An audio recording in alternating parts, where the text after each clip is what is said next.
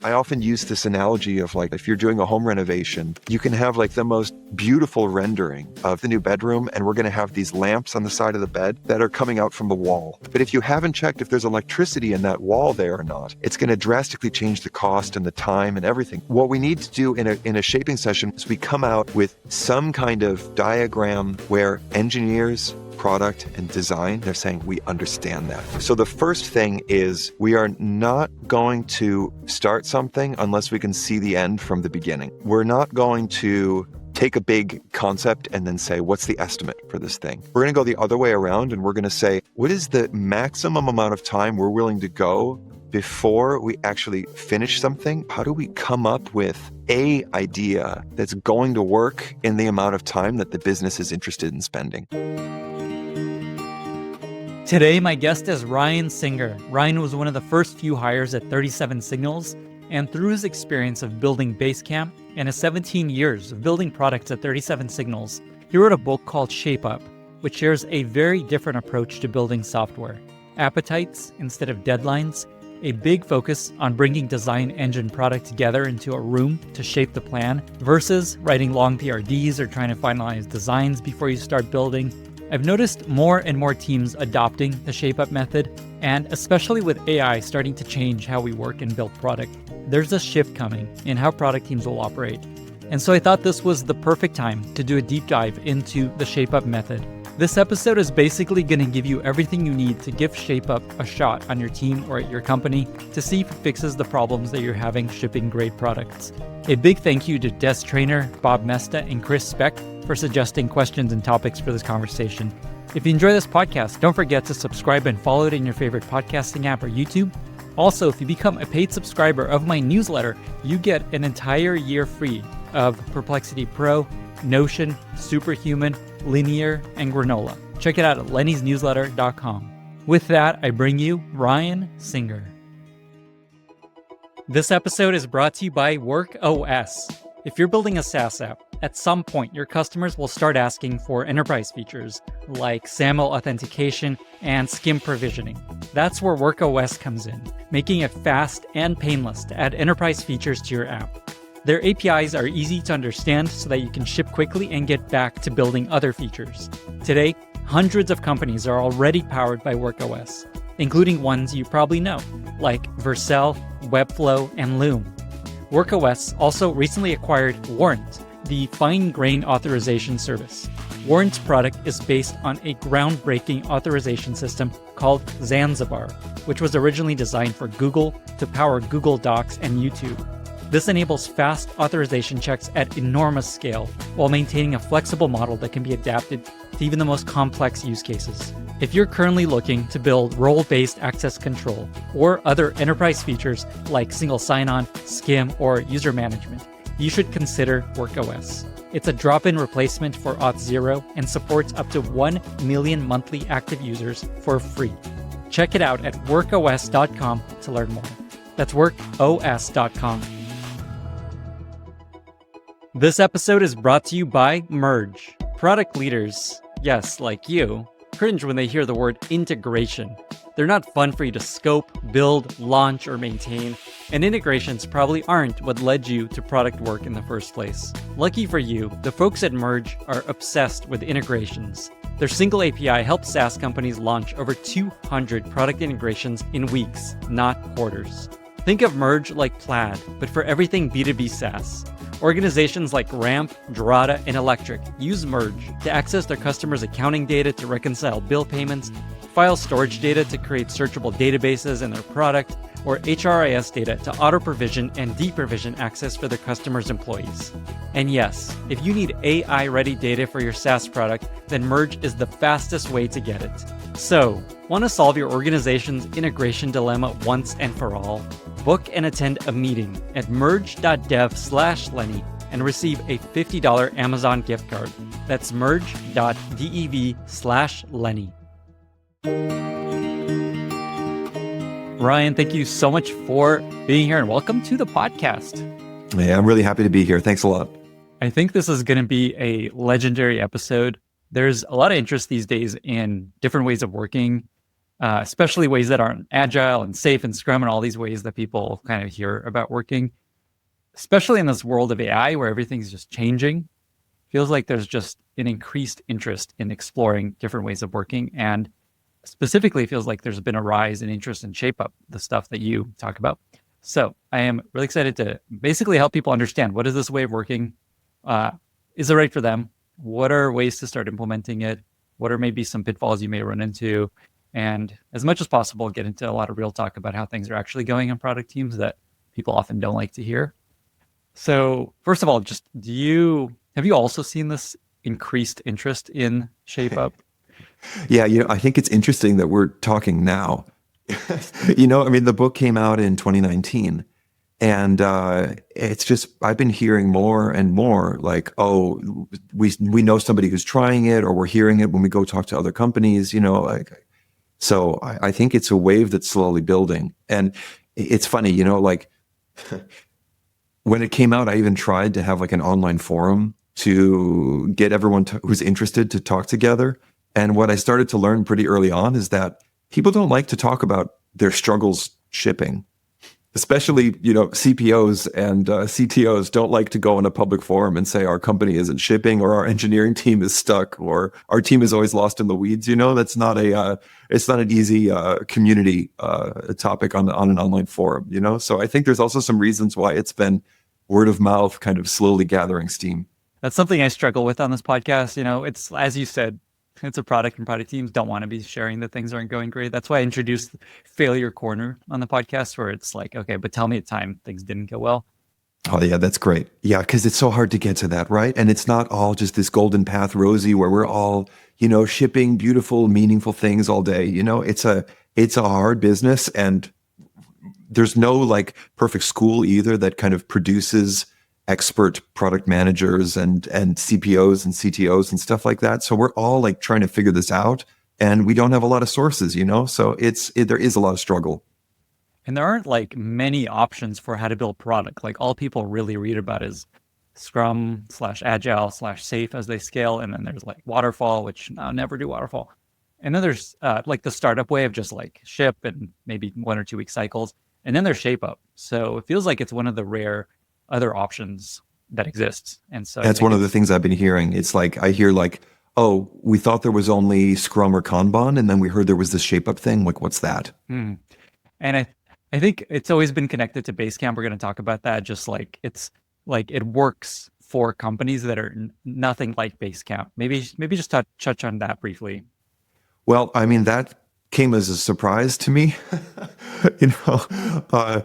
When I wrote the book, I had been in Basecamp at that time, I think 15 years. And I actually didn't even know the outside world. It was Jason's idea to even write the book, because he said, look, like a lot of people are going to want to know about this. A lot of people are struggling. And I'm kind of like, well, okay, like I knew our inside story of we had some growing pains, and we had to be able to formalize the way that we were working and shipping so that as we brought new people in, that they could participate in that and we could stay fast, So I knew our like internal struggles, but I honestly didn't know anything about the outside world. And it was only after the book came out that it gave me this kind of excuse to start talking to people from all kinds of different companies. And it's been really interesting. There are some really amazing cases of companies of very different characteristics from Basecamp, like VC funded, significantly bigger, like very different pressures, different team structure, different skills who are doing it. And at the same time, there's also a lot of questions that are coming my way, because honestly, there are so few teams that are structured just like Basecamp that there are a lot of gaps in the book of like, well, what about this and what about that? And how do we do that in our situation? So like a lot of my focus today is actually kind of closing those gaps and helping people figure out how can I make this work for me or for our team. And you specifically told me you now call it, instead of Shape Up, it's Shape Up in real life, or Shape Up for real life. Yeah, well, my wife heard me saying the same thing over and over again on every phone call. And she's overhearing me, and she's like, you have to make a course. You have to do something, because you always are saying the same thing. So then this led to this course that we made, which is called Shaping in Real Life.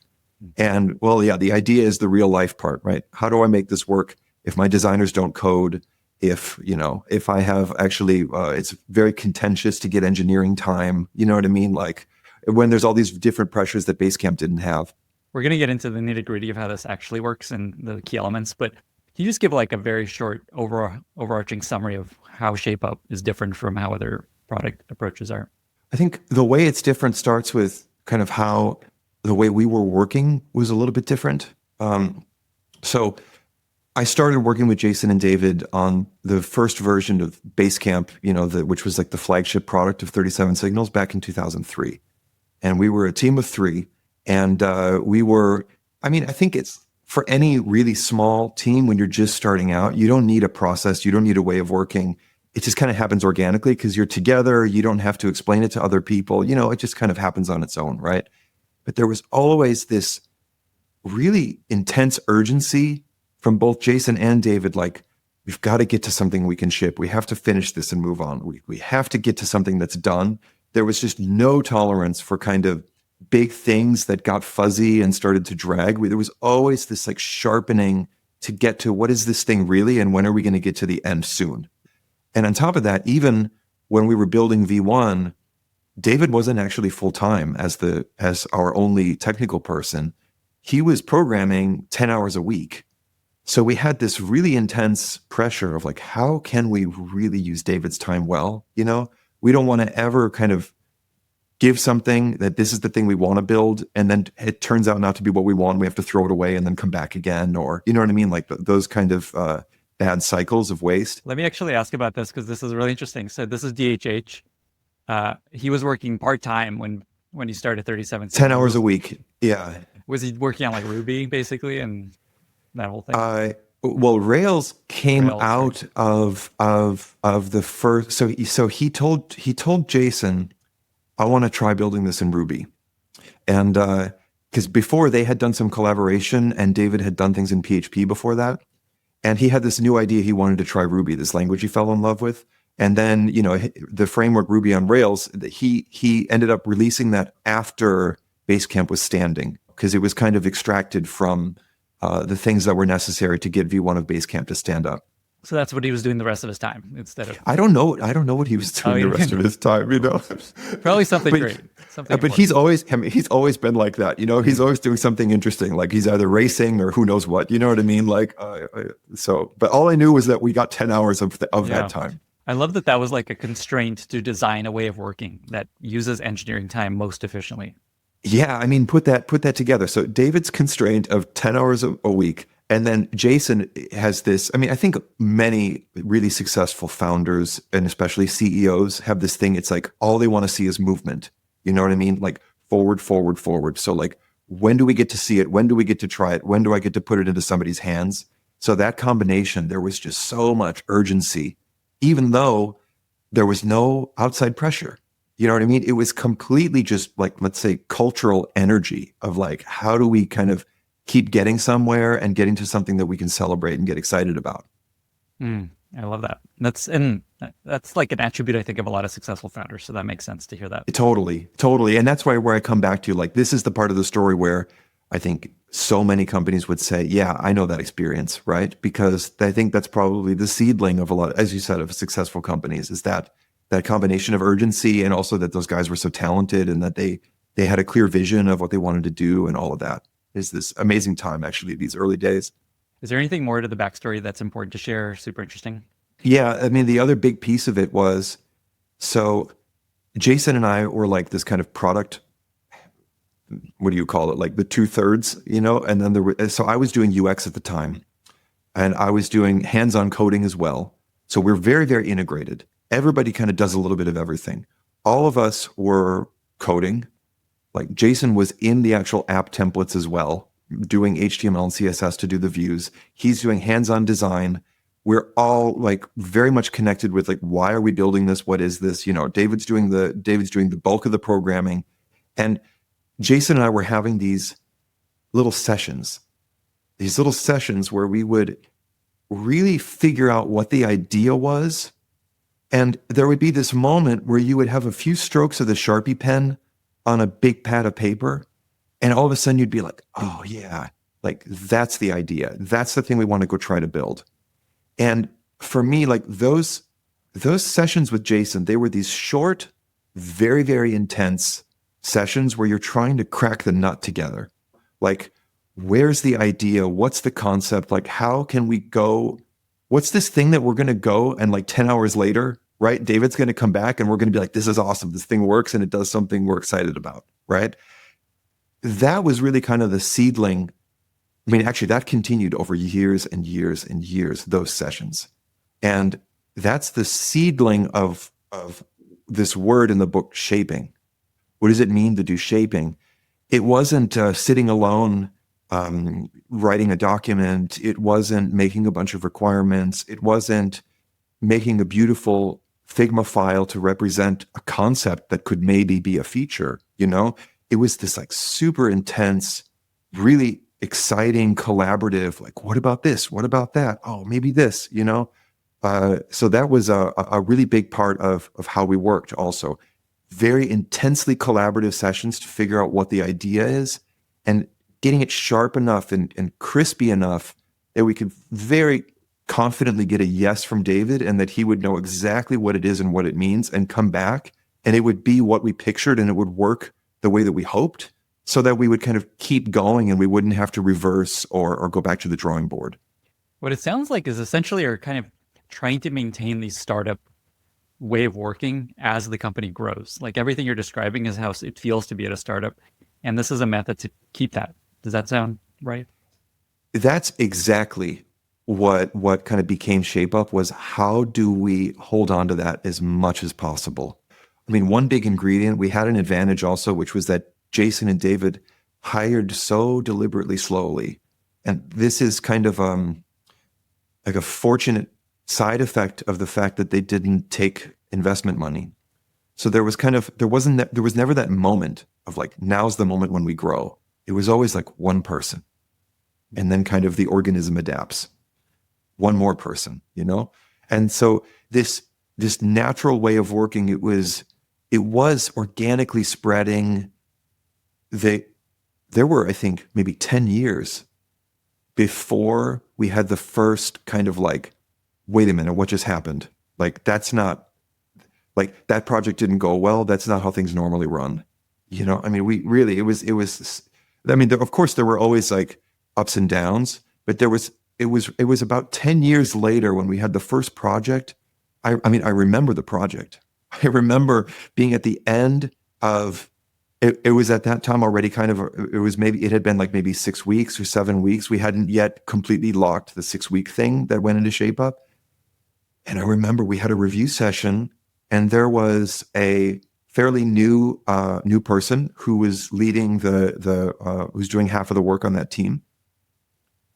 And we had the review session and it was like, instead of, oh, look, this is about ready to ship, it was like, there are a lot of open questions here.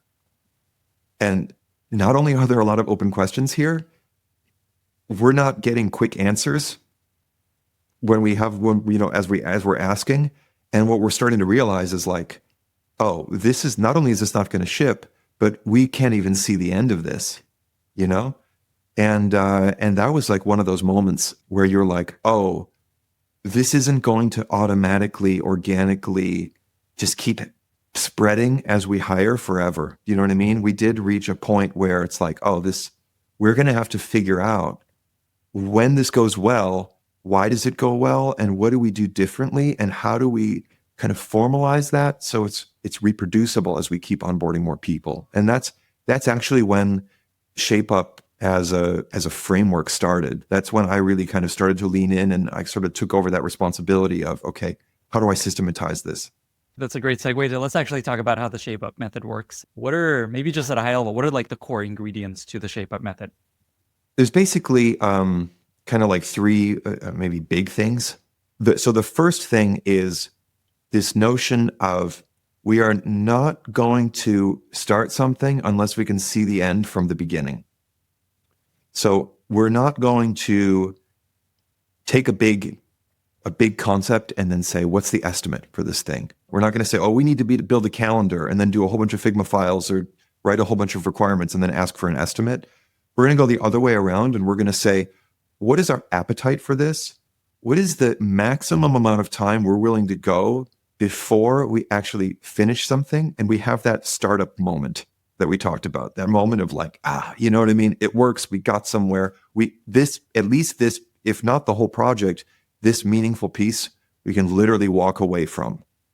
So then what we found was that there was a lot of experimentation. We found that 6 weeks is kind of the maximum that we could see into the future, where we could actually say, like, how do we work backward and figure out something we could build in that 6 weeks and really land it, you know? So that's kind of the first piece, is working backward from the amount of time we actually want to spend on something and say, what can we do? What could we shape so that after that amount of time, we've gotten to somewhere we want to be? You know, it's kind of like if you're going to buy a car, or you're going to buy a house, or you're going to rent a new flat or whatever, you have to have like a budget in mind, right? And the budget then is how you choose between all kinds of alternatives and make a lot of hard choices and trade-offs to figure out, like, well, you know, I want the faster engine, you know, but I can't, you know, but I have to give this up, or, you know, I want it to be fun to drive, but we also need space for longer road trips. And, you know, you're making all these trade-offs, right? So this is kind of this second piece is this work that we call shaping. And the shaping work is, how do we actually take this fixed amount of time that we've given ourselves and vary the scope? How do we come up with a idea, some version of this that's going to work in the amount of time that the business is interested in spending? So this is those creative sessions that I was talking about, where we're jumping all over the room in front of the whiteboard and getting to an idea. And there, the really key thing is that we're getting to an idea where we can see the idea. You know, we understand, like, why we're doing this. We're wrestling with the problem and we're wrestling with the solution until we have an idea that we can actually say, this is what we want to go build. So it's not just calendar or dashboard or, you know, newsletter builder, but it's like this idea of how we're going to tackle this problem about the calendar request, right? So that's the shaping. And then the third piece is, when we've actually carved out a fixed amount of time, when we've shaped a solution that is, from a experience standpoint, from a functionality standpoint, from a technical standpoint, doable and desirable, something that we can make happen in that amount of time, then we can give it to a team, and we don't have to do sometimes called Scrum, the paper shredder. You know, that's where you take an idea and then you split it into 100 tickets, right? And you hope that it all glues together still after you've done that step. You know, we don't want to do that. Instead, we want to have a whole idea, give it to a team so they see the whole, they really understand it, right? And then they can come up with their tasks and they can figure out how to track that and break it into pieces so they can actually take more responsibility. And so what we see is way more engagement, you know, especially from the technical team, right? Because instead of like, here's your ticket, right? Or here's your user story, it's like, here's the thing you understand that makes sense. And now you're going to have freedom to figure out how to actually make this a reality. There's going to be a million things to solve in the implementation detail. And now you have a bunch of fun problems and you don't have to keep asking questions to other people to understand what this is or how do I make a trade-off or that kind of a thing. One of the core elements of this that I want to confirm is that you can pick and choose these things into your team. You don't need to do this wholesale, correct? You don't need to do, any of it. So this is where we kind of, it helps to look at like what's going wrong and what are we trying to fix? Yeah. And then, you know, what do I want to bring into this, right? And usually what I notice is that people, they like to start sometimes with, I want to give the team, let's say 6 weeks, and I want to give the team more latitude, or let's say more creative freedom, that they're going to be responsible in this 6 weeks to figure out how to make it happen, right? And usually a lot of the drive for that is, I'm getting tired of having so many meetings and rituals and things that are not actually working on the problem and doing the work, you know? I mean, especially Scrum teams, they often complain about that. So what they sometimes see in this is like, I love this idea that the team is just going to be cooking for 6 weeks, and they're not going to, we're going to meet as needed and we're going to workshop things, but we're not going to be busy with all these rituals all the time, right? Now, the thing that's tricky is that if you want that reality of the team happily buzzing and humming like like some happy bee colony, for this 6 weeks, they need to have a lot more clarity around what's the thing that we're solving, right? And so when we start working backward from that, then what we see is that, oh, well, if we don't shape better, then the team isn't going to have the clarity that they need to take over that responsibility, so they can make choices and make decisions and make trade-offs so that they can get to the end of this thing. And the worst is that I sometimes see cases where people are like, okay, we're doing shape up. So you guys are going to build, the newsletter builder. Okay. But you only get 6 weeks to do it. So use your fixed time, vary your scope, and enjoy your responsibility. You know what I mean? Which is just cruel, right? Because I think quote Bob Mesta, who's been on your show a couple times, you can't put 10 pounds of crap in a 5-pound bag. So, it's a high academic statement, and we can't just take any project, no matter how giant it is, and then throw it at a team and say, figure it out and ship something meaningful in 6 weeks by cutting away scope, right? So it starts to raise questions about how do we actually decide together what this project is? Do we actually have clarity around what the idea is and what we're going to build, Let me follow up on a couple of the elements. So appetites, I think for any product manager, engineer, designer, anyone that is like experienced, okay, we estimate this landing page is going to take a couple weeks. Great, let's work on it. And then ends up being 6 weeks. Can understand why this makes sense. It's just like, this landing page is not that important to us. Let us just say we will commit 2 weeks to it. We'll do as much as we can in 2 weeks, and then we move on. And scope is not allowed to go beyond that. Makes total sense. Like, this just makes so much sense as you listen to this, especially for people that have just fallen into the problems of estimates not being accurate. Mm-hmm. Then there's a 6-week element, and the key there is you're and this is kind of counter to maybe 2-week sprints like Scrum. Is that kind of where this comes from? So, actually, it turns out that the 6 week is only a maximum. Mm. And that's really where this number does some work for us. If we think of 6 weeks as a maximum, that's going to force us to ask some really good questions to ourselves about where do we actually, what piece of this do we really think we can land? Because if you try to say, in 6 months, we're going to ship this thing, you can't get your arms around all of the problems that have to get solved for an entire 6-month chunk of work to actually happen. There are so many unknowns. There are so many ticking time bombs of things that we didn't understand or couldn't foresee, But if we set a ceiling at 6 weeks, we have a much better chance of, I think that's the size of something where we can actually shape it and surface enough unknowns and reveal that complexity before we're in the middle of it, right? It doesn't mean that we can't use this technique to do a 2-week project, especially if you're on a growth team. You don't want to wait 6 weeks, or, you know what I mean? You're going to have to artificially bundle things together to do 6 weeks. It's like, look, I've got something I want to ship in the next week. And then I've got a thing that might take 2 weeks after that, and then a week after that, right? So it's more a question of what we're trying to take on. It's really that upper limit. Okay, so it could be a 2-week cycle, and it could be a 2-week thing. Cool. So it's like, we're going to build this new landing page. We're going to give it 2 weeks, and then do a shaping session on that. Now, the other thing, the other side of that is when it comes to feature development or building something that's going to be meaty enough to sell, then there's very few things that are going to be a substantial value add to a product that you can do in 2 weeks, right? So then you get into a point where, well, now we're just kind of sprinting and we're just kind of taking one bite after the other. And then that's where we can land in that situation where we feel like, I can never see the end of this. I just keep going back and saying one more sprint, one more sprint, one more sprint, right?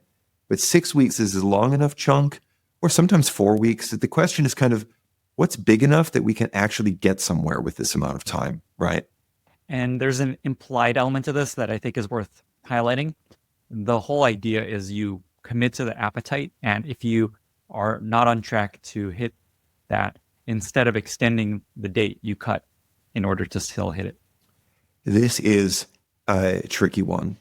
Hmm. So you're right that it's implied, but the thing is, in real life, if you make a commitment and you get alignment that we're going to spend 6 weeks of engineering time building this thing, if you get to that end of that 6 weeks and something is going wrong, it wasn't shaped, we can't see the end of it, it's more complicated than we thought, all these different things. And by the way, we can also talk about kind of why those things happen, but when we get in that situation, if we're at the end of the 6 weeks and it's not looking good, I mean, we can't just cut off what we agreed to that made this thing valuable. We can't just like cut the scope and say, oh, well, now we managed to ship inside of 6 weeks. That's going to kill everybody's morale. Everyone's going to feel disappointed. We're going to feel like this wasn't really worthwhile. And now we go into the next cycle with this kind of like debt feeling, that we didn't actually finish the thing we were kind of supposed to finish. So now we're like overtime, none of that is good. And if we also go the other extreme and just say, we say in the book, we had this principle at Basecamp, which was this notion of the circuit breaker. Like if a project is not on track to actually finish after the 6 weeks, we're just going to cancel it and rethink, Almost no teams have the stomach for that. But the version of that that's more stomachable is, look, we can't just cancel the project and then say, let's see what comes next, right? But what we can do is say, we're not going to keep reinvesting in something that we don't understand. So let's take this out of build mode and bring this back into shaping mode, which might mean different people, a different conversation, asking different questions, doing a different kind of work to suss out, like, what is it that's fuzzy here? What is it that we couldn't see? Like, what do we not understand? That's right. How do we get to the clarity that we need so that we can actually say, like, this thing is going to happen if we give it another whack? I love just how real this approach is, not this like theoretical, okay, cool. After 6 weeks, you just de-scope and it's all, that's cool. Yeah, you just cut the scope, Yeah, no just problem. Ship what you got. I've seen some shape up adoptions that looked like that, by the way. And that's not the way. The shaping step is crucial. And what you mentioned with your landing page example, by the way, it's so seductive because we can imagine, Parkinson's law, right? If you give me 6 weeks to do the landing page, I'll find a way to use it. But if you give me 2 weeks, then I'll stop after 2 weeks. But when it comes to real product work, where there's some functionality that we have to figure out how to make it exist, we can't just cut the scope if we run out of time. So what it means is that the shaping work is really working hard together to figure out what are the main moving pieces of this thing, right? How do we narrow down our understanding of the problem? And how do we identify what the moving parts are of the solution? And like what actually connects together for this feature to work, And when we really get to the level where we can say, oh, we need to do this, this, this, this, and then the engine is going to turn, that's the place where we can say, oh, this is well shaped, and it's a different kind of work. We in shaping in real life, we call it, we actually teach it as doing live shaping sessions. And this was how I did it for years with Jason. We'd get into the room, and I had both the technical and the UX side. So both sides were kind of represented there in one person in that case. But for a lot of teams today, we actually teach them how to bring the senior engineering person who isn't just senior in title, but, like the one who actually knows where the bodies are buried, like how the old stuff works and what's truly possible and what's hard and what's easy in our infrastructure, like the person that really knows, right? You bring that person together with the product person who deeply understands the backstory of why this is an opportunity and what we're trying to solve with this, and then a designer in the room, and they're like whiteboarding and wrestling with each other to get to what's a version of this thing that we believe in that's real that we can actually finish in that time. This is great. Let's go one level deeper on this shaping session. So a few tactical questions. How long are these sessions? It sounds like the people that join are a designer and an engineer and a PM. So add anything else there. And when do they happen? Is it at the end of a cycle? Do you call it a cycle, by the way, or a sprint? This 6-ish week period. What I actually like is time box, actually, because the thing is that some teams need regular cycles because they have parallel teams and they need that cadence in order to kind of reduce management overhead, you know? But if you're small and you only have like one or two teams, you might not need to be on a fixed cadence or a cycle plan. You might be able to just set one time box after another, right? So the key thing is actually that that time is pushing back at you and that you're being intentional about kind of what's my time budget that I need to shape into. Let me take a quick tangent because that's so interesting that the time boxes can be very different lengths. Imagine at a larger company, this gets complicated when other teams are there's dependencies and timelines, launch, and go-to-market dates, and all these things.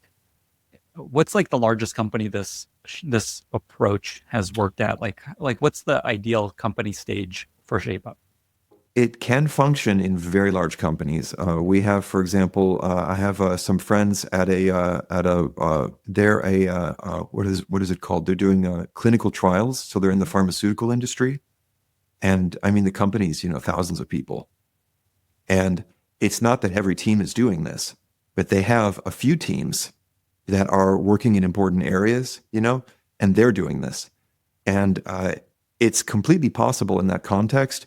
If you have someone who's at a senior level on the engineering side, who is able to make the right architectural choices and also do some negotiating and kind of be the backstop to make sure that someone isn't going to get pulled away onto something else. You can kind of carve out, oh, this system can be worked on independently of that system.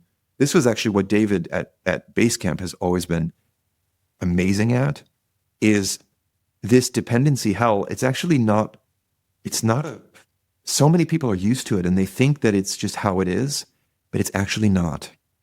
It is possible for engineering leadership. Good engineering leadership untangles things. So we can work on this system without having to be thinking about this other system somewhere else, So when you have some untangling with your infrastructure and with your architecture from an engineering standpoint, then you have some freedom. And then if you can also figure out the capacity management side of, I'm going to protect this team from that other work for this number of weeks, you can really get a lot done. This insight that you can operate this way at a larger company and the whole company doesn't have to operate this way, I think is really freeing to a lot of people. What's kind of like the adapter, and I want to come back to the actual shaping process, but I can't help but ask this. Say the company's operating like a quarterly cadence or 6-month cadence, and then there's like a team operating in a 2-week, sometimes 6 weeks, sometimes 4-week cadence. Advice on how to, what's the adapter that connects those two cadences? So there's kind of two different things. So I've seen cases where they've decided on a 4-week plus 2-week, or so they'll do like 5-week and then 1 week of cool down in between, and then they time it so that it adds up to a quarter. I've seen that. The other thing I've seen is when the team is just continuously delivering meaningful things, it doesn't have to line up. Because from the executive level, if you are CPO or CTO, or in these bigger cases, it's more like, VP in some area, but you're coming to the table where you're supposed to be reporting of what your group is doing. And when you are consistently saying, we said we were going to do this and that thing finished, and now we're doing this and it's going to finish. And the next time you say, we said we were going to do that and it's finished, without excuses and without, well, maybe another few more months, or, we're working at it like that. That's what everyone wants to see, is that movement, Yeah. If you're doing great, people will leave you alone. That makes sense. For sure. I love that point. Okay, coming back to shaping, one way that would make it really easy for people to understand, what's the output of the shaping session? The output of the shaping session is, and by the way, about shaping session, maybe we can talk a little bit about what shaping is not, because we need the contrast sometimes. So very often when people try ShapeUp, what I see is a product team kind of creating either a lot of Figma files or maybe a lot of documentation. like a PRD with a bunch of requirements and a bunch of backstory and good reasons why we're doing this and stuff like that. And what you see is that when you give that to a team as like this is what we shaped, what happens is like it blows up. So, I mean, you probably know about what happens when the Figma file makes first contact with the engineering team. There's a reality check that happens there, and very often there's a kind of a back to the drawing board. So when there's a lot of solutioning all the way down to detail without engineering involved, usually that's a painful recipe. And then it's kind of like, no, we can't do that. Actually, it doesn't work like that. And then on top of it, the other big challenge is that there's so much that you can't see on the surface of a UI. How do we flow from here to there? What are the different cases of logic? Like, in which case do we move from here to here to here in the flow? Like, what is happening behind the scenes? It's like the engineering team, they have to put on their X-ray goggles and like study this thing to try and understand like what's happening underneath. I often use this analogy of like if you're doing a home renovation, you can have like the most like beautiful rendering of here's the new bedroom, and we're going to have these lamps on the side of the bed, that are coming out from the wall. These like, and you can have the perfect rendering and the perfect lamp and the perfect color.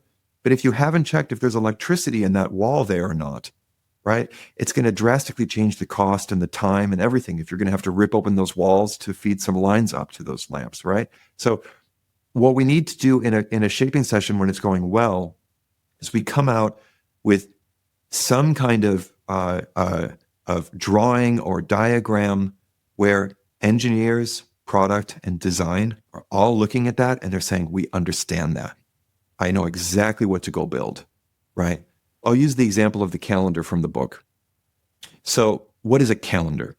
So first of all, there was this work that we had to do before we could even shape it, which is like, can we actually narrow down this problem? In shaping in real life, we call this framing. And in the book, there's a chapter called Setting the Boundaries where we get into this. And it's like, look, we're not going to just build calendar, which is like Google Calendar, where who knows where it ends. We narrowed it down to, we understand that for our specific customers who are requesting this again and again, it's more about, I need to see empty spaces. And in the existing agenda view, I can only see things that are already scheduled and I can't see free spaces where I could book something. Okay. So we got to that point of like, what we're trying to solve here is the empty spaces. So that's a good frame. Then what are we actually going to build? We came to, here's a good rule of thumb. If it's shaped well, you can usually describe it in less than 10 moving pieces. Okay. If I can say it's going to have this, and this, and that's how we're going to let people see the empty spaces, that's a good indicator that it's clear enough that it's shaped well. So in this case, we had when you go to an airline and you want to book something, you see this like 2-month grid, right? Mm-hmm. So it's like, there's going to be 2 months side by side, but they're just going to have dots in them to indicate if there's a free day or not, or if there's something in that day or not. Kind of like the iPhone calendar, I think, still has this, where it's just dots on the month view. Mm-hmm. And then if you tap a day with a dot in it or without a dot in it, there's going to be an agenda view that slides underneath, which is going to show you what's scheduled in that day, right? And then there's going to be navigation to go forward and back in the months. There's going to be a create button to create an event, right? And that's more or less it. So what you can see here is it's not like what is a calendar? It's not a calendar. It's a 2-month dot grid with scrolling agenda view underneath, right? And the ability to hit new when you're looking at an empty space to create something in what you're viewing, right? So that's the kind of thing where that's shaped, and we can talk about what that means and what it entails, and we can have a really practical, realistic conversation about, is that a thing we can do in 6 weeks? That's going to be a real conversation, and not looking at a whole bunch of mock-ups and trying to x-ray to figure out what's actually the intent here and what's really real and what's not and what's possible and what's not. That was a great example. This is really helpful. So if I were to try to describe this, essentially what you're coming out of it with a shaping session with is kind of like the user experience with just like wireframes / sketches of the screens and the key buttons and flows. So it's kind of like the architecture with key components, not like a doc of spec and not final design, and also not just like a user story. As a user, I need to be able to see empty spaces. Exactly. So, because that's the thing where it goes wrong. If we're going to commit engineering time, and it's like we believe there's some way to see empty spaces, but the way is a question mark. It's a really risky way to spend that time. Because you're committing, right? It's like, I'm Yeah, gonna do this in 3 we're weeks. committing, and that Yeah. time is really valuable, right? That's 6 weeks of engineering's time, and that time wasn't easy to get in the first place, right? Because of course, there's all these other forces in the company that want to be doing something with the engineers, right? So if we want that team to be really using that time well, where they are moving, they understand what they're solving, and they're creatively engaged because they know what it's supposed to be doing, right? They need to have that clarity both on the problem side of this is about the empty spaces and on the solution side of it's a dot grid with 2 months and a scrolling agenda view and a button. There's still a million interesting creative tasks there in the actual high fidelity design, in the code. There's so many things to solve there, but that is something that they can all hold in their heads and understand and work on. This episode is brought to you by Airtable Product Central, the unified system that brings your entire product org together in one place. No more scattered tools, no more misaligned teams. If you're like most product leaders, you're tired of constant context switching between tools. That's why Airtable built Product Central after decades of working with world-class product companies. Think of it as mission control for your entire product organization. Unlike rigid point solutions, Product Central powers everything from resourcing to voice of customer to road mapping to launch execution. And because it's built on Airtable's no-code platform, you can customize every workflow to match exactly how your team works. No limitations, no compromises. Ready to see it in action? Head to airtable.com/Lenny to book a demo. That's airtable.com/Lenny. You mentioned, and I think a lot of PMs listening to this are going to be like, oh, I'm scared of doing this, is if you get too detailed, the engineers and designers on the team are just like, what the hell? You're just telling me what to build. That sucks. I don't want that kind of work. So what's like, is the solution to that the engineering lead was super involved in detail and the design lead was super involved? And so you can trust that you're not just the code monkey building the thing they told you to build. That's really interesting. I got to tell you, the dominant failure case that I see in the real world is always, again and again, not enough detail. Mm.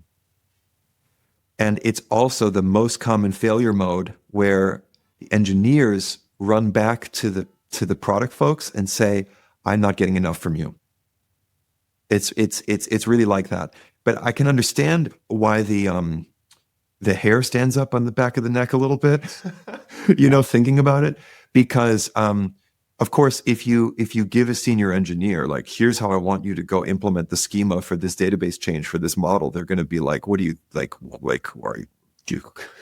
Who are you? You know what I mean? But what's really interesting is it's not a universal thing. The amount of detail that the team is going to feel helps them is a dial that we can turn that depends on who's on the team. So if you have a more junior person who's on the build team, and then you have a more senior engineer who's involved in the shaping, they can make that junior engineer much more successful with additional detail, right? So like, we're going to do this, and I would suggest approaching it like this, and this, right? That junior person is, when they don't know how to do it, they're not going to ask because they don't want to show that they don't know. And they're going to hide the fact that they're lost, and it's going to blow up later in the project.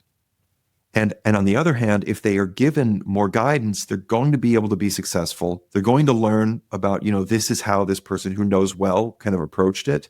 And then in the next round or a few projects later, you can dial it back and say, well, let's give less detail and see how they handle it, right? So you can really give people bigger shoes to grow into and help them to be successful. And then of course you can also do it the other way around, where if you've got some really stellar talent on the team and you have a long history and you have a lot of trust that they are going to be able to understand and solve it, then of course you can leave things out, right? But the thing that I often see is if there's someone on the build team who really feels that they should be involved in the fundamental decisions about the approach, then a better solution would be to actually bring them into the shaping and have them play that technical role in the shaping session.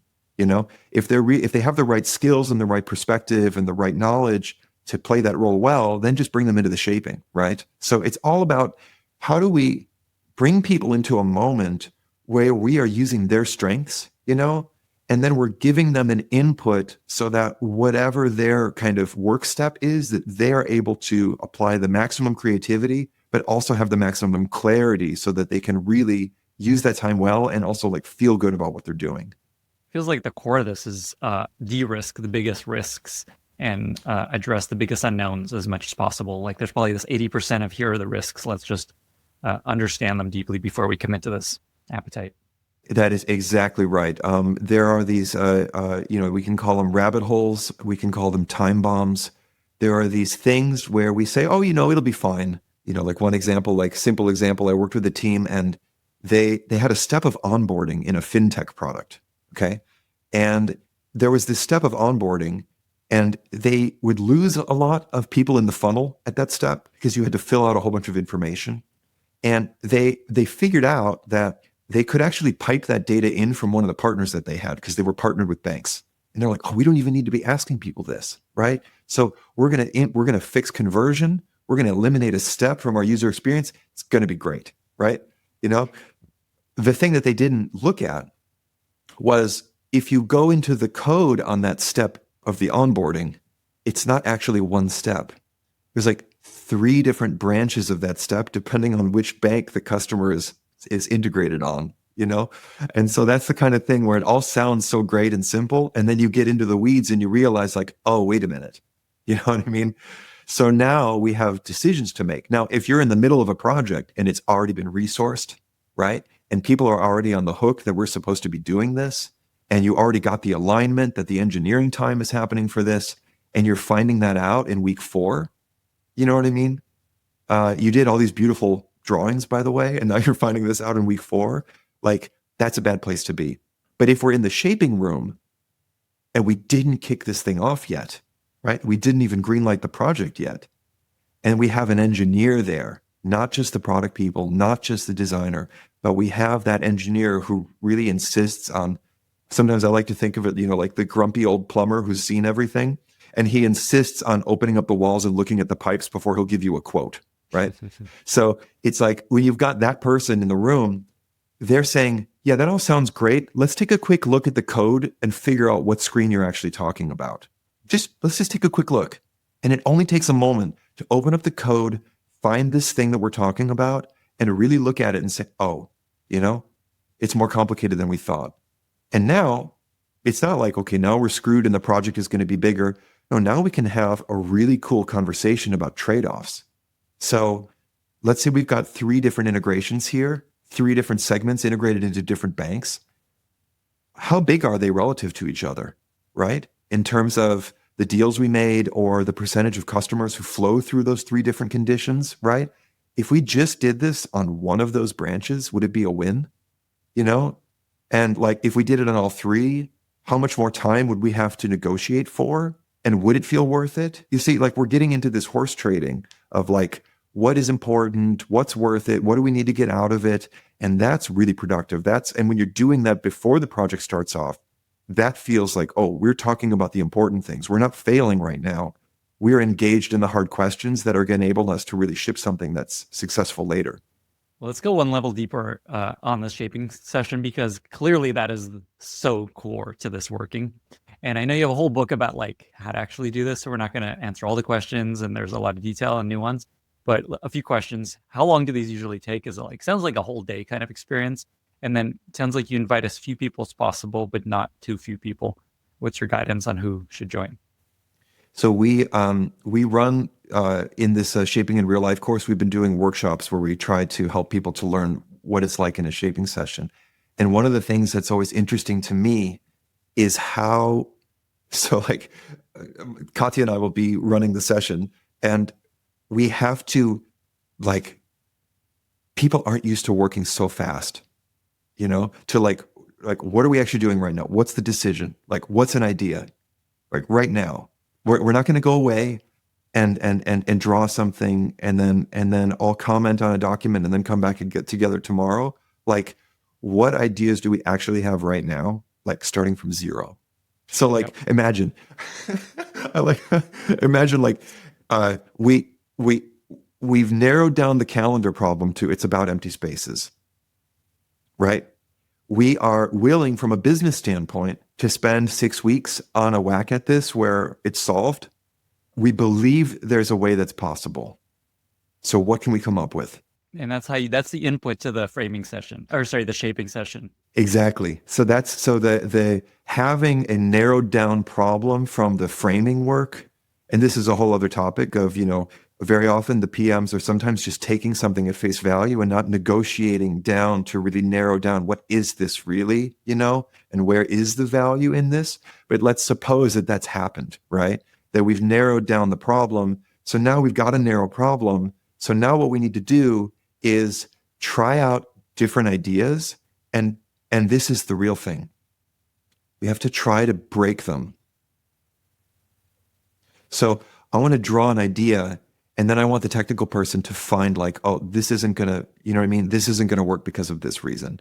Or the product person is going to be looking at it and saying, I don't think, like, I get that that's really an easy way to do it technically, but I don't think that we're actually delivering the value if I play through the customer scenario here. You know what I mean?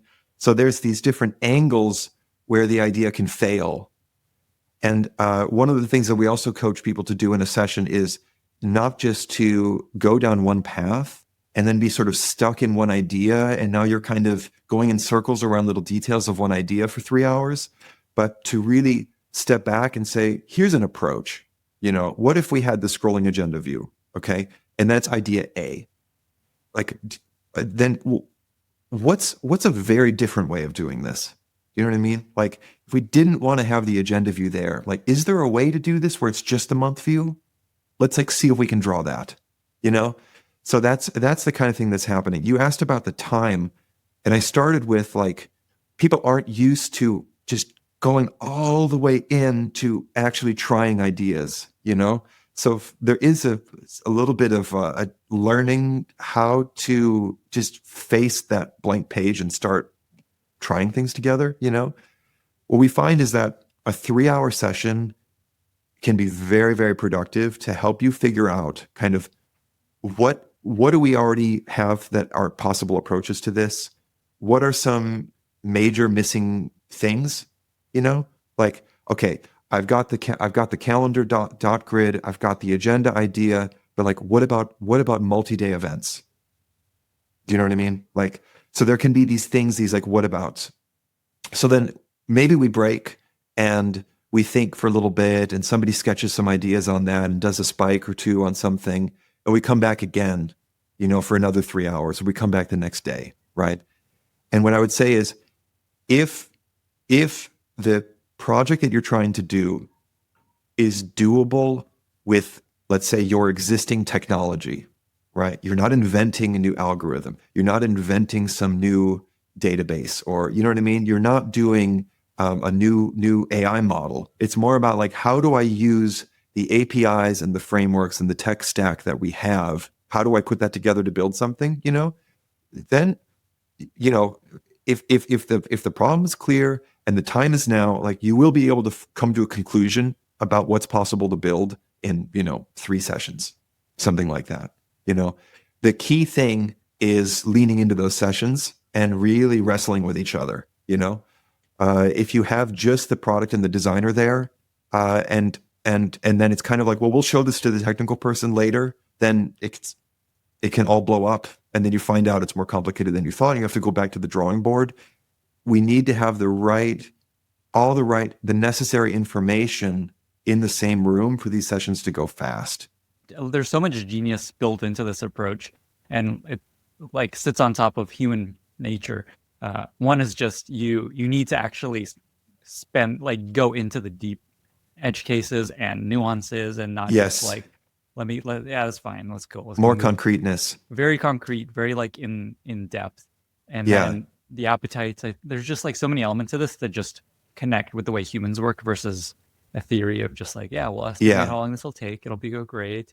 And we'll figure it out as we're building. We don't need to really figure this out. Yeah, we don't have time for that. And we're solving a puzzle together. If it needs to be doable in this amount of time, but it also has to hit these points in terms of the problem we're solving. You know what I mean? It kind of has to do these things, but in this time. And, one other thing that I would mention is that we can't be drawing Figma files. By the way, I'm being very mean to Figma. So far in this conversation, there is a time, right, when it's the right time for the Figma file, right? What we want to do is have that clarity around, let's say we already know where the sink is going in the kitchen, and now we can make final calls about the tile and the exact fixture and stuff like that. Right, and grout color. We don't want to have to throw it all away every time something changes, So there's a time and a place where Figma is amazing and feels good, and it's like, oh, now it's beautiful, now it's amazing, right? But in a shaping session, you can't collaborate on something so high fidelity, right?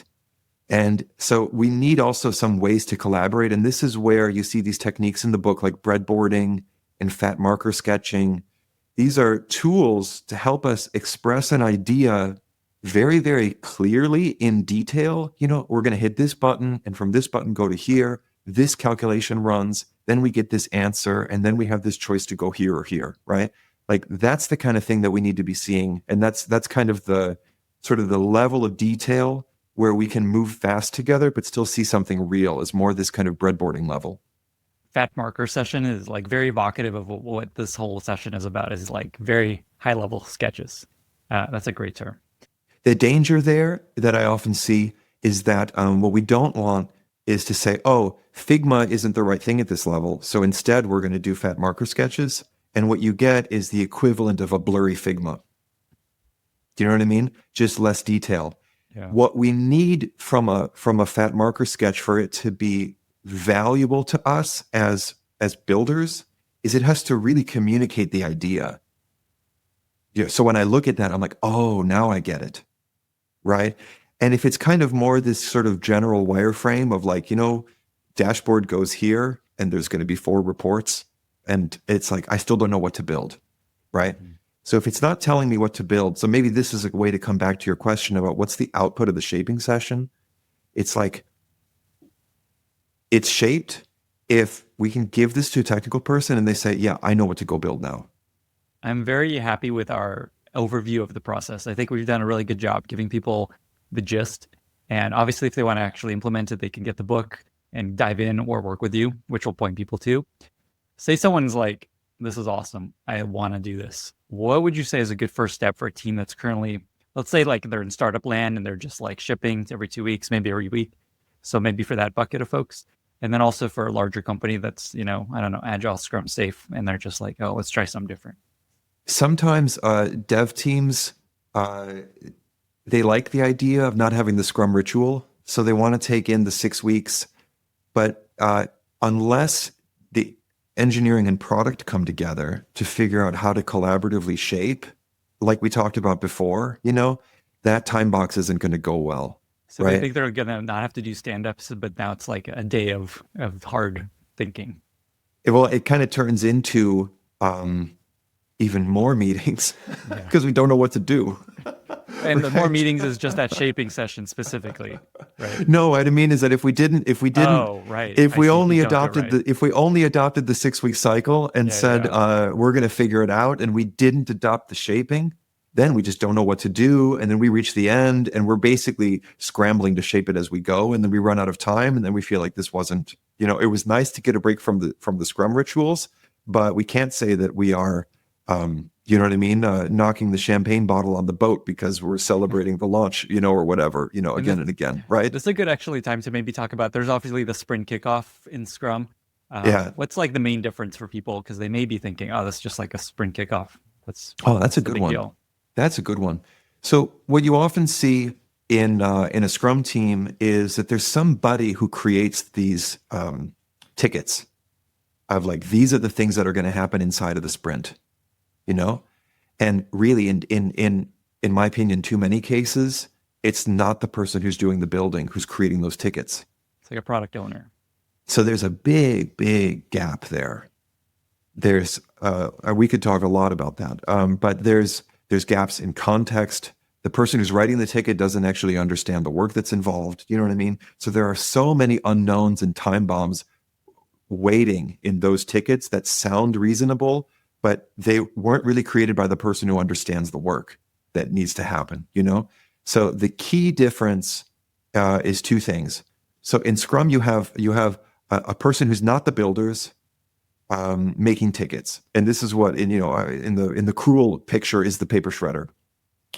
In the shape up world, you have a single idea that was shaped. This is the thing we shaped, right? With the 2 months and the agenda view and da-da-da. Go make your own tasks because you're the professionals. Do you know what I mean? So like the contractors, like if you're building a house, like they have to know the plans, but you don't have to tell them, now take the hammer and go over here, That's their expertise, right? So in a shape up world, a kickoff is, here's the well-shaped idea, and now this time box starts.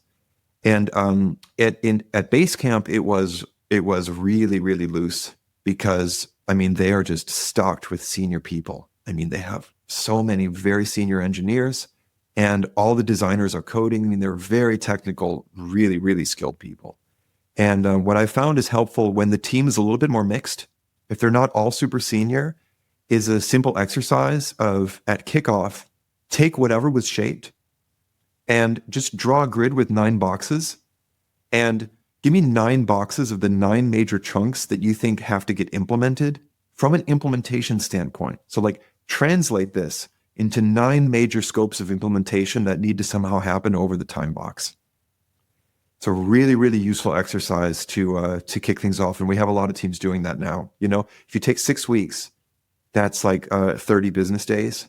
You divide that by 9, it's like kind of like 4 days per box, So you're going to get a lot of clarity from a quick exercise. And again, this is done by the builders. This is a really also good exercise for them to notice like, oh, wait a minute, we think there's too much scope here, even though it seemed reasonable. When we put it into 9 boxes, it's like, I don't think we can do this all. Or it's also a good moment where somebody who's more junior might kind of describe their implementation approach. And then someone who's senior can review that and say, actually, we've done that before and we'll run into this trouble if we don't use this other thing, So those kind of really nice kind of coaching moments can happen. So this is like, if you were to try this approach and have a shaping session, this is a sign you're heading in a good direction, is if the output, the team that's building it can come up with 9. And is it like more like, does it have to be 9? Is it like 6 cool, 10 cool? What I found is if it's more than 10, then you just get into ticket land of here's a million things I have to do. You know what I mean? If you have 100 things, it's like, that doesn't tell me anything. But if it has to be 9 or less, 9 or less, okay. Okay, cool. I actually think I'm speculating here, but the UX designers in your audience will know about this rule of 7 plus or minus 2. It's this cognitive science principle that was found about how many things someone can hold in their head at once. Yeah. And so this 9 is the upper limit of 7 plus or minus 2. And it basically, it's kind of like, do we actually have a picture of what it means to build this that we can all hold in our heads? Can we kind of see the whole castle? So what I'm hearing is like, if you're on a, say, Agile Scrum team today, if you want to start trying this out, it's schedule a shaping session, assume it's 6 weeks to start, try to come into it with a framing of like, here's the problem we're trying to solve. Is that a good way to think about it? Like the problem we're trying to solve? Yeah, for sure. The question is, what problem are we trying to solve? Because the shaping work is more, what are our options for the solution? And if the problem is too fuzzy and big, if the problem is just calendar, then the shaping is going to be this ever expanding, never ending thing. And we're not going to be able to get anywhere. Yeah. Okay. So you spend like 3 hours, maybe 6 hours Like in the first session, would you recommend like try to keep it to this many hours when you're first trying it out? No, I wouldn't do that. Okay. I think the key thing is actually if you get to the point where you're trying to hold a shaping session and you manage to get product and engineering into the same room to do it, you are far along. You're doing great if you're at that point, you know? So much of the challenge is getting to the point of kind of aligning between product and engineering that we cannot have projects that are dragging and dragging and dragging. We can't keep ending in a place where this is the end of a sprint or the end of a cycle and we still can't see the end of it, you know? Or we have to make so many cuts and compromises at the last minute that it's not the quality of, or it's not really matching what it was supposed to be in the first place.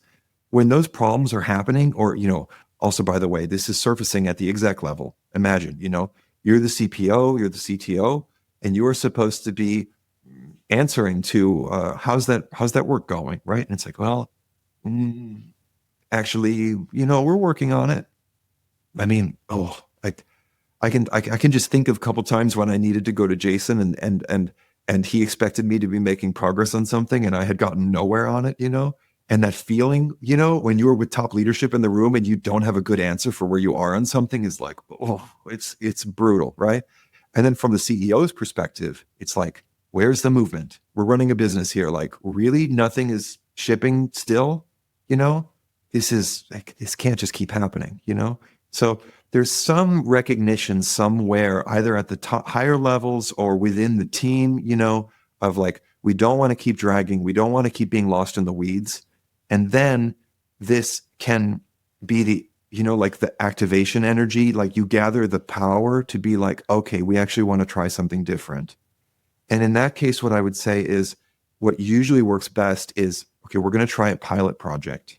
And what we want to do is, as you said, kind of choose a problem that's important enough to all of us that we think it's meaningful, it's going to be worth, trying to do well. And it doesn't have to be 6 weeks. It could be something that is a little bit smaller. Maybe you feel comfortable taking on a 3-week thing for the first time. What's important is just matching these things together, right? Here's a problem that we actually care about. It's timely, something that we would like to be shipped soon. It's not so small that we're not going to actually learn this new muscle, and it's big enough that it's going to feel like we really achieved something, right? So maybe that's going to be 4 weeks, maybe it's going to be 6, maybe it's 3, I don't know. And then kind of getting to a place where we have, we wrestle a bit with the problem to get the problem narrowed down, we get into our shaping session, and then we do our best. Do you know what I mean? And usually what happens too is, if we have an engineering team that's going to become free to do this work for those X number of weeks, that's the upper limit on how long we can spend to shape. Right? And that's another kind of like real life thing is sometimes we talk about like, like if on the one hand, there's this universe of kind of never ending documents back and forth to get feedback and comments, and then on the other hand, there's like the team is going to be available. We're trying to actually do this. So actually we've got a week to shape because engineering needs to kick off next week. Do you know what I mean? That's kind of a little bit more the real scenario when you're actually in this aligned world of like, we want to ship something now. Yeah. Real life constraints. That's a really helpful way of telling you how much time you have to do this. For people that are just like, this is like, I don't know any friends that are using this. It's like weird. This way of working. Like, it's not a thing I hear about all the time. What can you say to them to help them be like, okay, I should actually give this a try? Here's like how many people are using it. Here's impact that you've seen. Anything you can share there to help them get over that hump? I would say wait until it hurts more. If the unfamiliarity is kind of the big problem with it, then maybe the things are fine. I mean, because it's not like this is the only way.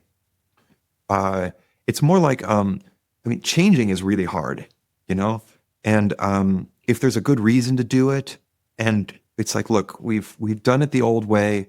We've tried different experiments. We've even already churned through a new head of product, or we've got a different CTO in, and we're still having the same problems. Then there comes a point where it's like I know that this is uncomfortable and I don't know somebody who's done it, but like I think we need to try something different because we can't continue this way. That is a great answer. Following that same thread, just what are signs that it's time to try something? Like what sort of pain do you often see that's like, okay, you should look into this seriously? There are pains all along the journey.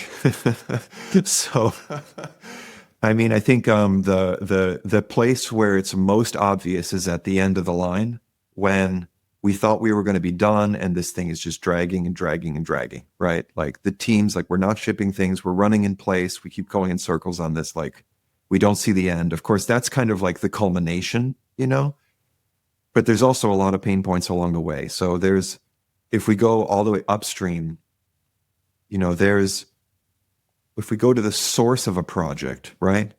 Sales talk to a customer, you know what I mean? Or sales talk to a lead and want us they have this idea of this thing we need to build, right? Or the CEO had this idea in the shower the other day, or the product team did a whole bunch of research and they have a big case for why this is the thing that's important to build next. Whatever it is, there's a source, right? From the business perspective of like, this is the thing we should do next. If we just say dashboard and we don't negotiate what that means, if we just say calendar and we don't negotiate like what that actually is, then what do we experience? This kind of fuzzy thing where, like it's really hard to get to a conclusive answer about like, yeah, that's what we need to go do. It's kind of like the ever expanding blob, So if you felt that before, that's already a first pain. And then, of course, where does it go from there? So we say calendar. So we don't know what it means, but we say calendar. So now we give it to product, and we've either got a whole bunch of Figma files or we have the PRD with a million requirements about what a great calendar is, And of course, I don't want to be cruel to the people who are putting their hearts into that work because the Figma file is beautiful, It's just coming a little early, right? And the PRD is full of a lot of true things that are probably really important for decision-making in the project. But the way that it's packaged at that moment isn't something that gets absorbed. I mean, you write this document and who actually reads it? You know what I mean? Like, and I know it's painful, but it's like that, And then even when we try to read it, because it wasn't shaped and we didn't get down to it's this, it's that, and that's how it works. It's hard to walk away from reading that and kind of have anything that's in your head, as like, this is what we're going to go build. It's kind of like a million puzzle pieces that you're going to have to solve, right? So what we see is either, there's the Figma file and then there's the pushback from engineers, there's the PRD, but then it's like, okay, but we still don't actually know what to build. There's kind of all those things where instead of moving forward, there's like more and more questions, more and more pushback, more and more going back to the drawing board. So that's another kind of big indicator that something is going wrong. And then when we're in the building and we thought we knew what we agreed to, we thought we all said, yeah, this is what we want to go make. And it's just more and more questions coming out, more and more unexpected complexity, things that we didn't anticipate, and it just doesn't feel like we're getting warmer and coming closer. It just feels like it's getting harder and harder. Those are all the signs that like whatever process you use, that there's a lack of clear shaping and there's a lack of clear framing because there's a lack of clarity, right, around what it is that we're doing. Before we started recording, you made this interesting point that there's all this talk of feature factories and that rarely are they actually like efficient factories. Like they don't actually work. Yeah. Talk about that. Yeah, well, I understand what the feature factory critique is supposed to be.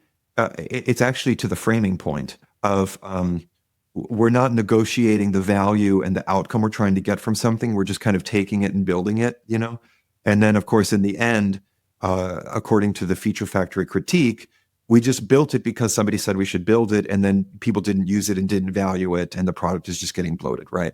The thing is that, like, I would say if you have a feature factory, meaning you're continually cranking out features, you're probably quite healthy. All you need to do is feed a different input to the beginning of the factory, right? What most teams are struggling with is that they don't have predictable, repeatable shipping of things. I mean, at least from my experience, the bigger, really widespread struggle is like stuff isn't moving, it's dragging, I can't see the end, I'm losing like I'm feeling burned out. You know what I mean? Like it's not exciting to work on this anymore, like all that kind of a thing. Maybe last question here is what's kind of like the sweet spot stage for a company to start using ShapeUp? I know you basically worked in this way from the very beginning when it was just 3 people. What do you find is like, should startups that are just starting out start working in this way, or do you find it's more useful later on? We didn't formalize it until we had to. And there was a long time where there wasn't a fixed length for projects. There was just an understanding of the urgency and kind of a feeling of what too long felt like, you know? And it didn't actually click into, oh, this is a cycle length and this is 6 weeks. And then we pause. And this is who comes together to make the decision of like, what's the next project? And here's who is mainly doing the shape. You know what I mean? Like all that stuff didn't get solved until we had reached a certain size. Usually the main tipping point, if we start from smaller to big, is, there's a phase when the founders are still involved in everything. And so it doesn't matter what your process is, it's going to be fine. But then you start to hire the first other people. And then for the first time, you try to delegate some of those things and the founders try to be less involved. And that's often where a lot of these problems start to appear. And the founders start to ask themselves, like, we used to be fast and now we hired people because we needed to scale, but now we're slow, So like, how will we be fast again?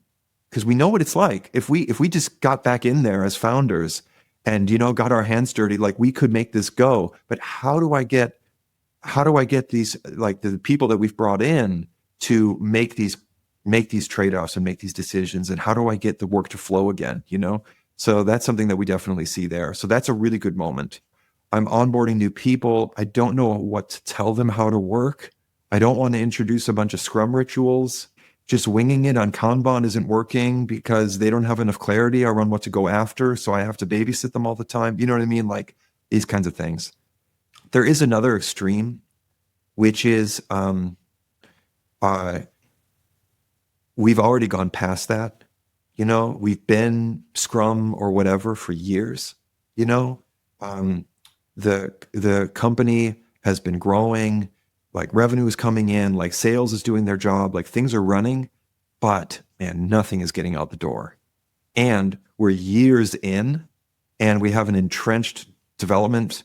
We have like an entrenched engineering team, which is a wall away from an entrenched kind of product team and everybody's apart. And this thing is like, we're like stuck. And that is more where there's going to be some tensions that are starting to appear at the executive level. There's going to be some finger pointing. There's going to be some like, why isn't this moving? Why isn't this happening? How can we be spending so much money on all these engineers and we're not like, don't have anything to show for it, And that's a point where there can be kind of some hard conversations need to start happening about how do we actually start to negotiate around how we spend time. And we can't just have endless refactorings and infrastructure projects, but we need to be actually building things that we can sell again. What an idea. Yeah, but it can, there are a lot of kind of engineering orgs that have been standing around for a while, and it's all refactoring all day and tech debt and stuff like that. And there's reasons why all those things got there, but there comes a point where we have to figure out how to cut through it and make some hard choices so that we can carve out time to build the stuff that's actually going to be needle moving again and not just sustaining us where we are to like run in place. I imagine this latter bucket is who you mostly work with, the kind of companies that bring you in. Actually, it's been so far a lot of the folks who still remember what it was like to be fast and they're kind of newly too big and they don't like being slow. I've had a lot of that. I actually think that I think that your intuition is right, that the market for the last category is the biggest, but it's hard to reach them.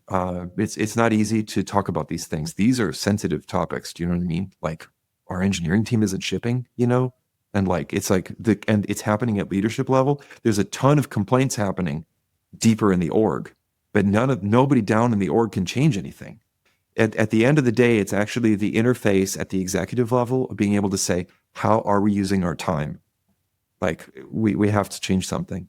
To make it even more concrete in that first bucket, what's like the size of org that you find is most in need of this? Is like how many engineers, or is it like when they hire the first PM? Like what's kind of the I sometimes have the like, how the heck do I hire the first PM and what do they do conversation, But usually it's later than that. It's after they hired the first PM, after they hired the second PM, and maybe even the third. And they're kind of getting to like the product and engineering together are like 30, 50 people.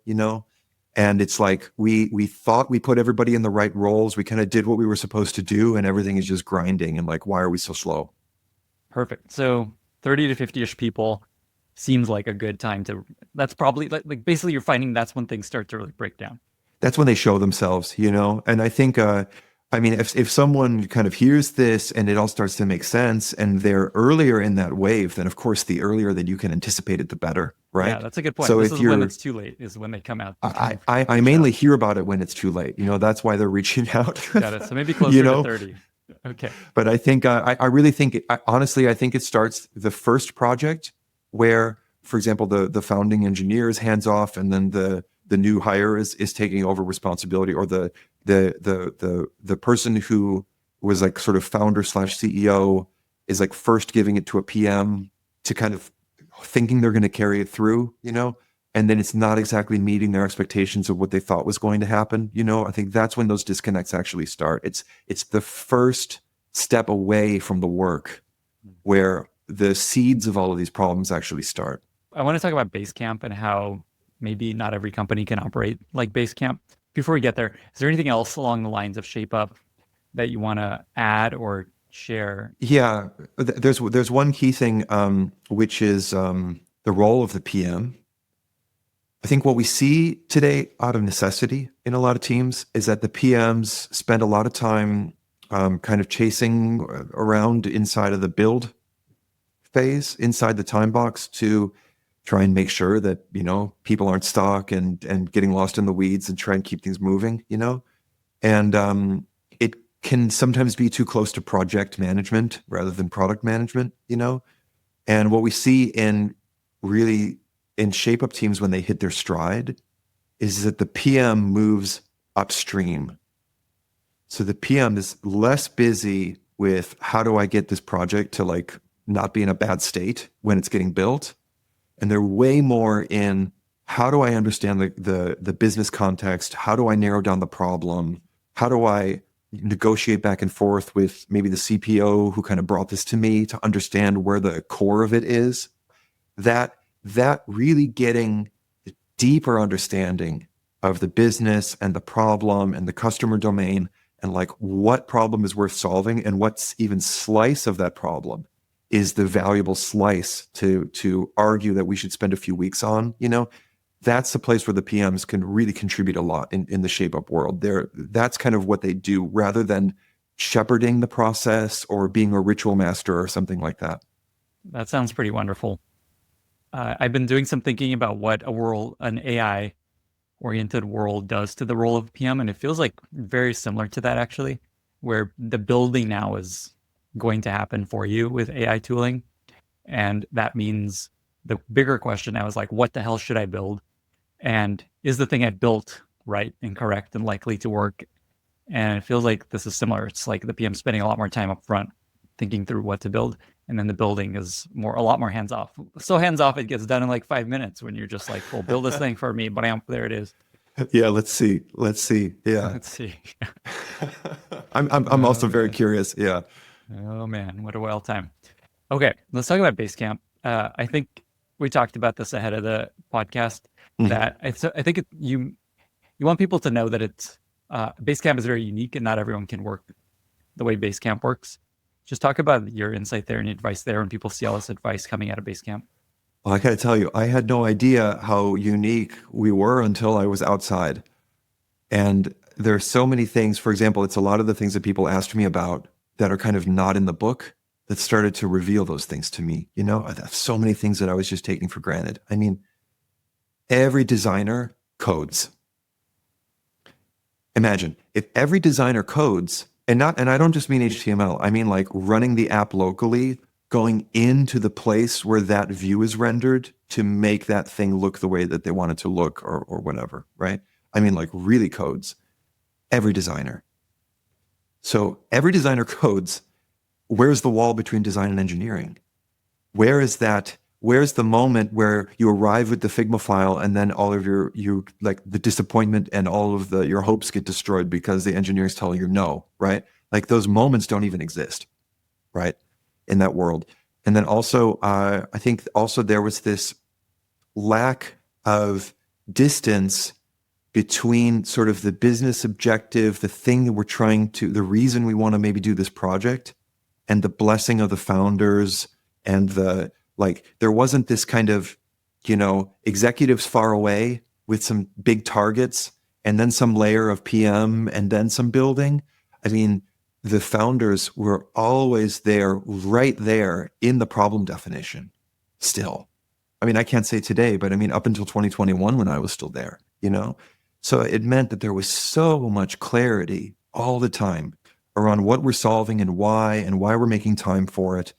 And then, of course, on the engineering side as well. I mean, imagine you have no sales org, you have no marketing. That all of selling and marketing is happening by the unicorn founders.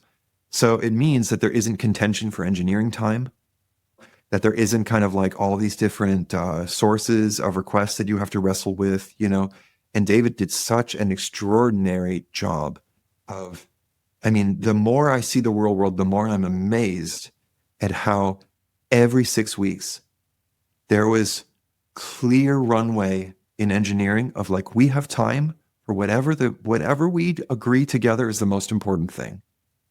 Just blank check, like 6 weeks at a time. Not a blank check, but you know what I mean? Like a blank 6 weeks. Yeah.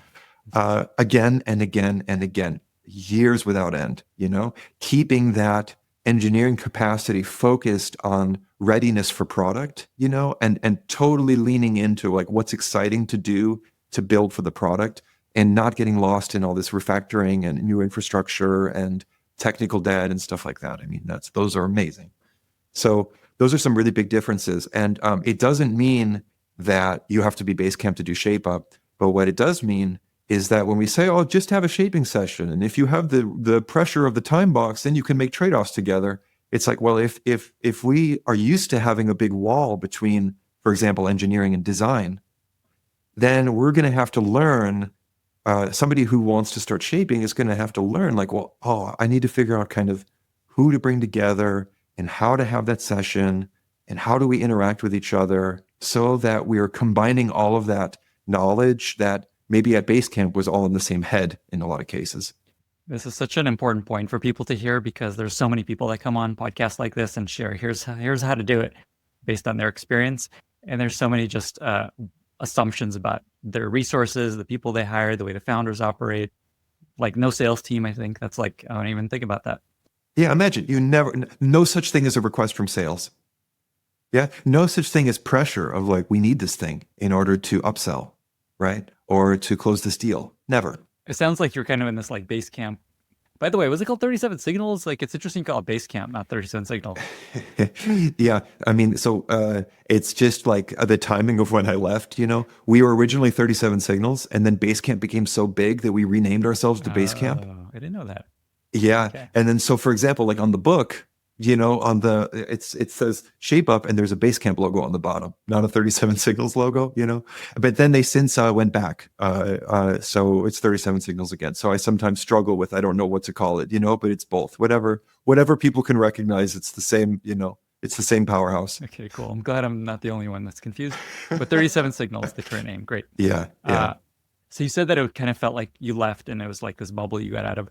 Was there like a moment where you're like, you wrote this book, you're like, hey, this is how you should work. And then you're like, oh, wait, this doesn't actually work in real life for a lot of people. Is there a moment there?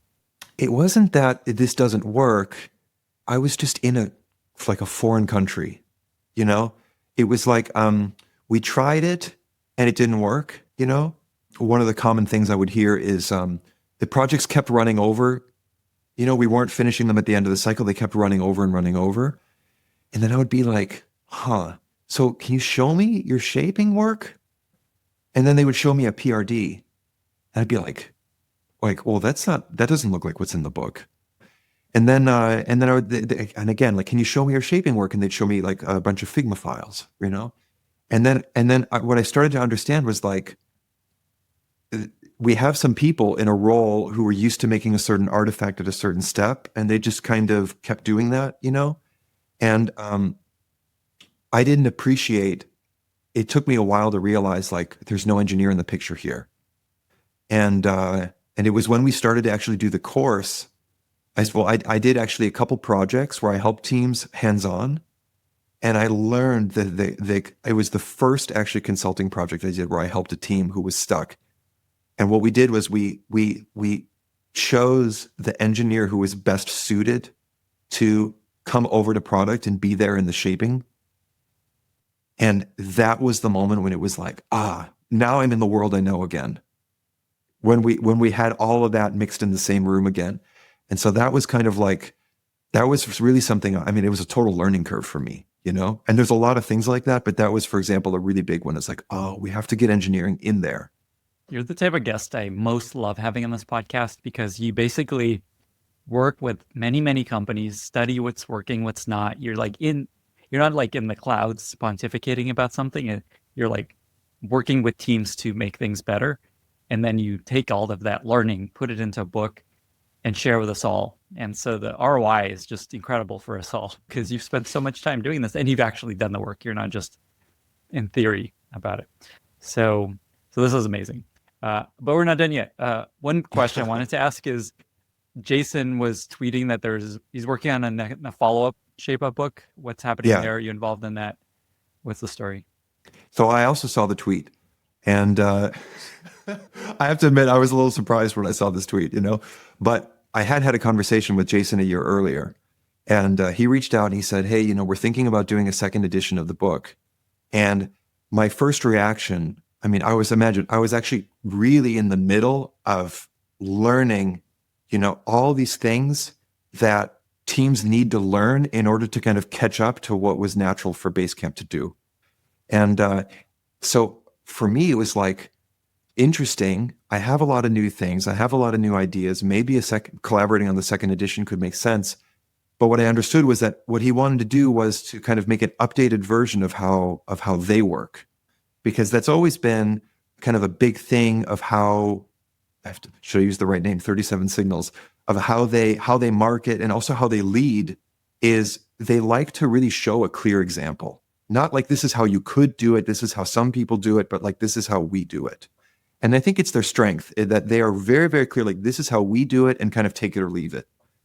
And what I understood was that if I did another version of the book that was just kind of how Basecamp does it, I think it would leave so much opportunity on the table. Like there's so many people where what they need to learn is more like, how can it come closer to where I am? If I have the wall today between product and engineering, how do I bring the right people together into a shaping session? How do we actually do that? How do I overcome all of these little challenges because this is so far from our current way of working, you know? So the work that I'm doing with, for example, with shaping in real life is kind of all about those gaps. And then I don't know what's going to be in the second edition, you know, because they are, I guess someone there is going to be working on that. But what I'm guessing is it's going to be an update on, you know, kind of up on top of the mountain over here. This is what Basecamp is doing. So hopefully it'll be kind of a cool thing to look at as like, here's a model of what they're doing. And then the question is, what can I take from that? And what do I need in order to actually be able to make it work in the real situation I'm in, you know? And that's kind of where, well, that's my focus. This is so interesting. Thank you for sharing. Sounds like a fork. You forked it, and these going potentially in different directions, but inspired by each other. Mm-hmm, totally. So interesting. Ryan, is there anything else that you want to share before we wrap up? One thing I could throw out there is sometimes people reach out to me because their projects aren't shipping. There's a lot of struggle. There's a lot of lack of clarity. But the root cause is actually that the input at the very beginning of the process is too unclear, or, you know, like we don't actually know what's important to customers, or we're not actually sure where the value is, or this kind of a thing, you know? So there is this link, this framing step that we talked about of what is really the problem before we go into shaping. this is the link to product strategy also. And this is the place where it can be really useful to reach for a lot of, for example, Bob Mesta's stuff with the jobs to be done and the demand side work of trying to get clear about things. So that's the tool that I reach for at that phase. And you can think of kind of this, before the problem definition, there's this question of like, what's the demand? Where are people struggling? Where is really the place, the itch they're trying to scratch, And then a lot of the shape up stuff is kind of when I have something where I think there's an opportunity or I think there's something meaningful there because of what we learned from customers or the job to be done research or whatever it was. Now, how do I turn that into something that we can actually go do and ship in a reasonable amount of time? That's kind of the supply side. That's where the shape up part fits in. So maybe it just might be cool for people to sort of see a link there. That's a great plug for our Bob Mesta episode. We talked in depth about the jobs to be done framework and how to actually apply it. What's the book you'd recommend there? Sounds like basically it's like shape up plus this book gives you a lot. Actually, the one that I recommend the most is Demand Side Sales 101. And it's funny because it's like sales, especially for a product person. Like you're like, I'm the product person, not the salesperson. But it's such a good dive into what are people really trying to solve and getting into that mindset of what's the struggle, what's the problem. I think that's a really good entry point for that. Yeah, I don't love that title. I feel like you could have done better there with that book's title. Because it's what's interesting about it is that it's very, very pointy. For like, if you are trying to make progress on sales, then it's this other kind of sales, this demand side sales, So I think maybe it's more for us who are kind of using it for different purposes. Like we're the product people trying to pull something out of it that it's a little bit less aligned, but it's still useful. Yeah, but basically it's like the jobs to be done book. Yeah, it's kind of like the jobs to be done book that's a bit more tactical, If you're really curious about the general spirit of jobs to be done, then Competing Against Luck is a really good intro. That's the one that Clay Christensen wrote with a lot of. I think there's a lot of stuff that Bob worked on that's in there, but for a little bit more tactical, like what's it look like to do the interview and how to think about the struggling moment and stuff like that. This demand side sales is good for this strategy stuff. Awesome, and we'll also link to his episode where you could get the gist of it in 1 hour's time. Oh, that's right. You did that. That episode was great, by the way. Thanks, Ryan. Thanks, Ryan. Okay. We did it. This was amazing. I think this is going to help so many people. We got through it. We're not done yet. 2 final questions for you. Where can folks find the book, find you if they want to work with you, anything else that you want to share? And how can listeners be useful to you? Well, they can find me at my website. That's ryansinger.co. I'm also on X, RJS. I'm on LinkedIn, so just reach me there. And how can people be useful to me? I love hearing from people who are having these problems. Like if you're having these problems where it's like things are dragging or we can't see the end and we're not getting the quality we need and, all this stuff, like, man, this is how I learn all this stuff is by talking to people who are in it, So, even if it's not clear what's the next step yet, if that problem is real, it would be cool to hear about it. I'd love to chat. Be careful what you wish for. Bob Mesta was just on the podcast and he told me he's got over 100 LinkedIn DMs with people sharing their struggles with their job search. So here you go. Oh yeah, but job moves, that's a big one. I think that's a broad appeal. Yeah. Yeah, that's true. I'm going to ask you to explain when you do consulting work, just like how does that work? Who's that for? Just because I know that's something else you do. So it basically starts with either often first CPO or CTO often reaches out first, and when it works well is when we actually get them together, and then they understand that they need to change something, or we have like a head of product and a head of engineering, that kind of a thing. If those two are both seeing eye to eye that there's a problem, then we can start a conversation around, okay, so who would be the right people for a pilot team? What are the things that are going on business-wise that could be a good pilot project? And then I can kind of help to figure out like, how do we actually, so almost like guiding through like narrowing down that pilot project framing so that they have the support that it's going to be successful in shaping, and then coaching the team so that they actually learn those shaping skills so that they can get through a session and come out with much more clarity. Like how do they actually run those sessions, So it's kind of first working with leadership. Who do we need to get do this work? Who are the right people? How do we bring them into a pilot project? Narrowing down, doing some framing work on the pilot so it's going to be clearer in the shaping, and then giving some guidance on how to get through that shaping with some feedback rounds. This is usually a good approach. Amazing. And they can find this on your website if they want to explore this. Yes. Amazing. Ryan, thank you so much for being here. Yeah, thanks a lot. You had amazing questions. It's a subject that can go in so many directions, and you kept bringing us onto some kind of a main track. So I'm really pleased. It was really nice. Thanks a lot. I'll do my best. Yeah. Thanks, Ryan. And bye, everyone. Thank you so much for listening. If you found this valuable, you can subscribe to the show on Apple Podcasts, Spotify, or your favorite podcast app. Also, please consider giving us a rating or leaving a review, as that really helps other listeners find the podcast. You can find all past episodes or learn more about the show at lennyspodcast.com. See you in the next episode.